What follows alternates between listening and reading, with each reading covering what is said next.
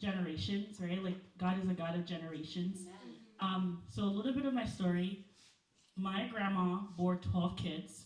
My mom was the only girl. Mm. They grew up in the Democratic Republic of Congo. Okay. Her husband, my grandpa, died in an accident. So she was by herself. At that time, I think she only had like 9. She ended up having 3 later on, but at the time when her husband died, she had 9. So, coming from a poor background, she's like, I can't take care of all these 9 kids in the Congo by myself. So she decides to split all her kids. So my mom ends up living with her uncle and aunt from her father's side. So they raise her alongside her 2 brothers or 2 siblings. So as she gets older, she's about 12 years old. Her uncle wants to keep all the money in the family and decides to want to marry her. Yeah, it's crazy stuff. Her brothers are older now. They hear about it. They're like, absolutely not. You're not marrying our sister at 12 years old. Long story short, like randomly, they stop at the house. They already made up a plan to pretty much take her and like leave, right? So they stop at the house. They're like, "Oh, hey, how's everybody doing? Good, okay, right? Yep, today she's leaving." And they're like, "What? Leaving?" Anyway, long story short, they leave. So it was like it created like a big division, which ended up being resolved. But I just say that to say, as I gotten older, I understand now. Could you just imagine the trauma of living in such a household? Mind you, my whole entire family at the time, they like had like different gods, right? So I think through like some Catholic missionaries, my mom ends up giving her life to Christ. And through that, she starts like sharing it with her brothers who are like, yeah, yeah, yeah, whatever. She ends up marrying my dad, etc. That ends up being like a terrible marriage or whatever. She flees to the US. She leaves her daughter behind, my sister, but she takes 3 of us with us here to the United States. Single-handedly raised us all, and unfortunately in 2009, she passed away of cancer. That definitely changed my life. So I was about 16 years old. So my mom was a hardcore believer. You can tell like her upbringing, her trauma impacted her. I could see it, like the anxiety, the depression, etc. But she always like was like an evangelist. She was like, oh, let's talk about God, etc. But I could see like she had her own like private battles. But she sowed, like I think I heard your mom say like she sowed the seed of prayer.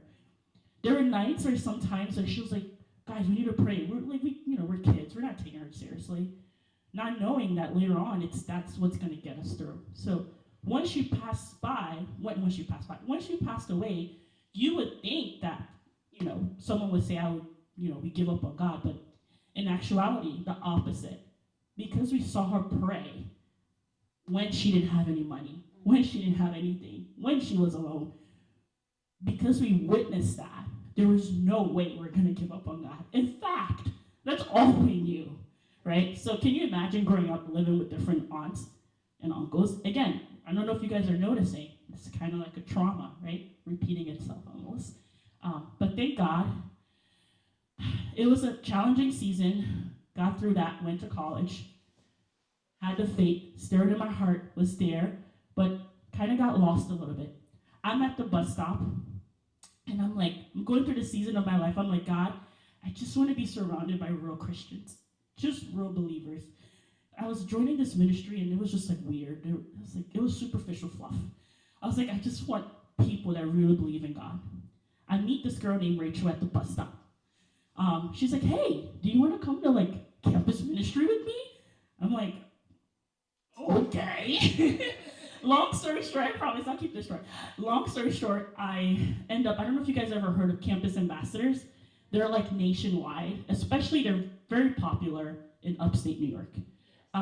So pretty much I joined that ministry, wonderful. It strengthens. It's kind of like my mom laid a foundation and that ministry just, when Paul says, I watered and someone, I don't, Planted. thank you. And God brought the growth. Yes, you get. I don't really. Okay, so yeah, so pretty much that ministry raised my faith, and it pretty much helped to make me who I am today. Something I just want to say is like I think something we don't talk about in the Christian faith is yes, there are, you know, that verse in Isaiah when Isaiah said, "The Lord has given me the power to heal the brokenhearted and help me out, guys." Set the captives free. Thank you. Set the captives free. I think we don't talk enough about heal the brokenhearted. We don't talk about like trauma and anxiety and depression. So when I feel your story, and I just see just how courageous you are in sharing and being bold and sharing, like the woman at the well. She just left everything and was like, "Let me tell you about a man I just met." So I just say that to say through all of that, all the things that I've gone through, God has always been my strength. There are times where there was no one there that was there for me, but God will always send a community, people, etc. Hence the reason why I am who I am is because I'm always looking like, oh, who can I befriend? Who can I love? Who can I? Because I know what it's like to not have that. So I told you guys I'll keep this short. So this song is called "You Are My Strength, O Lord." 1,000 times I've called out, "You are my strength, O Lord." In the darkest of night, my back against the wall, you are my strength, my God. With tears on my face, no place to hide, Jesus, my strength, my God. Rest, rest, rest in me. Joy, joy, joy so free. Peace, peace, peace be still. Jesus, my strength, my God. For me you came, for me you lived. Jesus, my strength, my God. For me you died and rose again. Jesus, my strength, my God. And now I live to sing this song. You are my strength, my God. Rest, rest, rest in me. Joy, joy, joy so free. Peace, peace, peace be still. Jesus, our strength, our God.